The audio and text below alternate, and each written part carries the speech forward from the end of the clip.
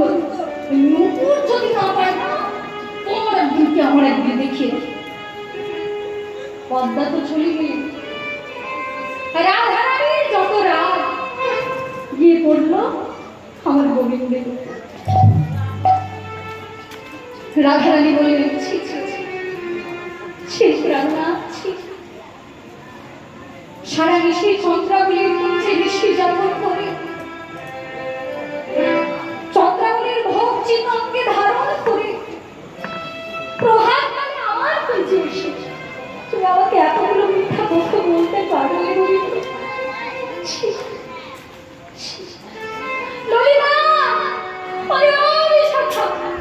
এই সাত, এই কাপড়, এই নিষ্ঠুর, এই হৃদয়হীনটার বদন আর আমি দেখতে চাই না। ওকে এক্ষুনি আমার উঠে যেতে বলবো, ওহাই উঠে যেতে বলবো, ওহাই উঠে যেতে বলবো, ভাই উঠে যেতে বলবো, উঠে যেতে বলবো, ওহার নামে নাই মোর সুর, উঠে যেতে বলবো, ওহার নামে নাই মোর সুর, উনি কইলেন ধর্ম নষ্ট হইলে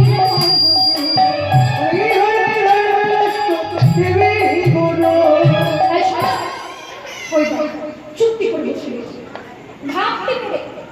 ভাবতে চুক্তি করে কে জানিস?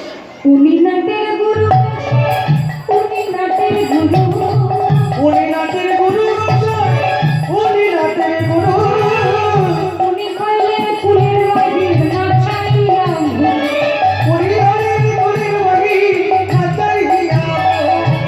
আমাকে তখন ভালোবাসতে তুমি, আমি যদি বলতাম বধূ আমাকে চা দেবে না, তখন চা দেবে দেওয়ার জন্য কেমন ব্যাকুল হতো।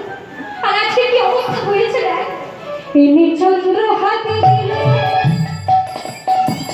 আমায়, এনে চন্দ্র হাতে দিল,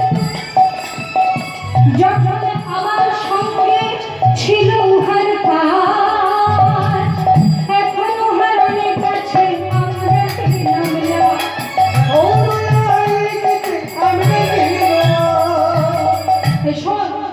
সত্যি যদি তোরা আমাকে কেউ ভালোবাসি তাহলে ওই কালো লোকটা যেখানে বসে আছে ধাক্কা দিয়ে কুঞ্জের বাইরে বের করে, শুধু তাই নয় যেখানে বসে আছে ওইখানকার মাটি কোদাল দিয়ে খুলে নতুন করে তুলসী তলার মাটি নিয়ে ভরা গোবর নেতা দিয়ে জায়গাটা লিখে যেখানে বসে আছে তুলে ফেলো মাটি,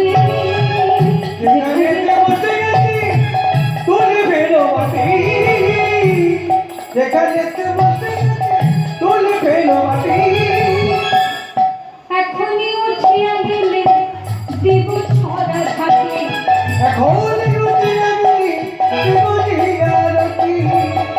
এবার মায়েরা লক্ষ্য করুন কতখানি রেগে গেছেন রাধারানী।